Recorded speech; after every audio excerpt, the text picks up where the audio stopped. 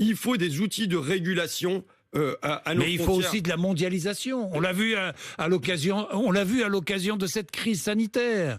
Les frontières volent en éclats. Je n'ai aucun souci à dire qu'il faut une part de mondialisation, que je suis favorable au commerce. Maintenant, Si on achète des produits, pardon, je vous coupe François Ruffin, beaucoup, mais oui. si on achète des produits fabriqués en Inde, par exemple, ou dans des pays qui souffrent, on fait baisser la pauvreté aussi. non. Vous savez, oui ou non? Non, c'est pas comme ça du Ah tout bon? que je. Non. Bon. Vous savez, on produit d'abord. Pourquoi ça se passe en Inde, par exemple, la production de substances actives? C'est pas par philanthropie.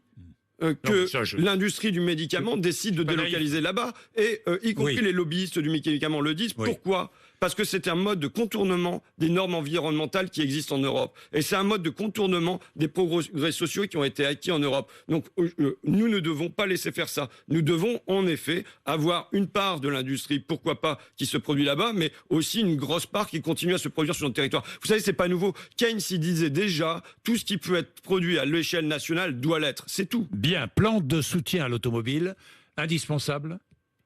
François Ruffin, indispensable. Est-ce que l'État doit investir notre argent, est-ce que l'État doit investir dans l'automobile aujourd'hui? Pourquoi faire? C'est ça la question. Et le problème, c'est qu'on a des dirigeants qui n'ont pas de direction. C'est-à-dire qu'il y a un an, ils reçoivent Renault Alpine, par exemple, qui est produit à Dieppe, dans la cour de Matignon. Ils grimpent dans la voiture et disent c'est super, voilà l'industrie de demain. Et aujourd'hui, on met 5 milliards. Renault dit qu'ils vont fermer pour Alpine à Dieppe, et le gouvernement dit c'est très bien. Quelle est la direction? On va attendre les décisions, hein, c'est vendredi. Vous pensez que Renault va fermer Dieppe? En tout cas, c'est ce qu'ils annoncent. Et le gouvernement dit s'ils veulent le faire, c'est ce qu'a dit Bruno Le Maire hier matin. Mais il n'a pas annoncé, ça n'a pas été annoncé à Dieppe. Mais d'accord, mais si Dieppe est dans la liste. Bon, Dieppe est dans la liste. Et donc, simplement, quel est le cap? Quel est le cap? On a eu une loi mobilité à l'Assemblée nationale qui n'a pas fixé de cap. Quelle est la place de l'automobile dans le panel mais le gouvernement de déplacement demain? Le gouvernement dit, alors je défends pas le gouvernement, hein, que les choses soient très claires, mais le gouvernement dit, Renault, on va aider Renault, mais en contrepartie, Renault va être obligé de fabriquer toutes ces voitures hybrides, rechargeables ou électriques en France. Déjà, comment ça se fait qu'on y songe maintenant?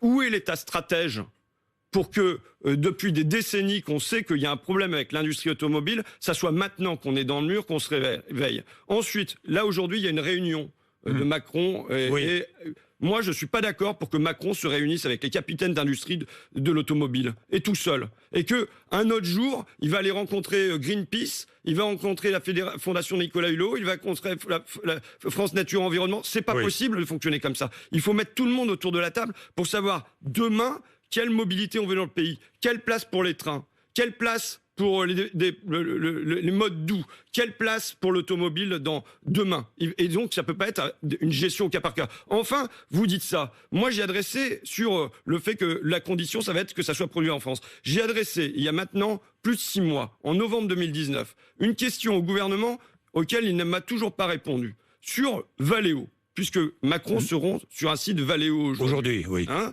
j'ai demandé comment ça se fait que l'usine d'Amiens avait un grand centre de recherche et développement qui a inventé des tas de trucs. Hein, je peux vous les citer, mais il y a des tas de trucs qui ont été inventés. Il y a le clutch assistant, le pendule, le volant flexible. Et tout ça part en Corée pour être produit, à Mondovì en Italie, ou part en Turquie. Alors que, juste en face, à Amiens, vous avez un centre de production. Donc on a un centre de recherche et les inventions sont produites à l'autre bout du monde. Est-ce que la production ne coûte pas trop cher en France? Non, mais c'est le vieux débat, François Ruffin. Si on fonctionne... Les charges sociales, oui, non. Si on fonctionne comme ça, jamais on sera compétitif avec la Corée, jamais on sera compétitif. Est-ce qu'il faut avec nationaliser? Est-ce qu'il faut aller jusqu'à nationaliser une partie de Renault? Est-ce que l'État doit augmenter sa participation au capital? Simplement, Renault, Air France, même Renault chose. ou Valeo, vous savez, le premier actionnaire de Valeo, c'est l'État. Simplement, moi, je demande que l'État joue son rôle de direction, qu'il dirige, qu'il nous dise qu'est-ce que c'est l'automobile de demain. Mais de la même manière, on voit une grande contradiction, de la même manière que je vous l'ai dit sur l'agriculture. Il n'y a pas de cap, il n'y a pas de boussole. D'un côté, on nous dit qu'il faut relocaliser, de l'autre côté, on signe des accords de libre-échange à l'échelle internationale.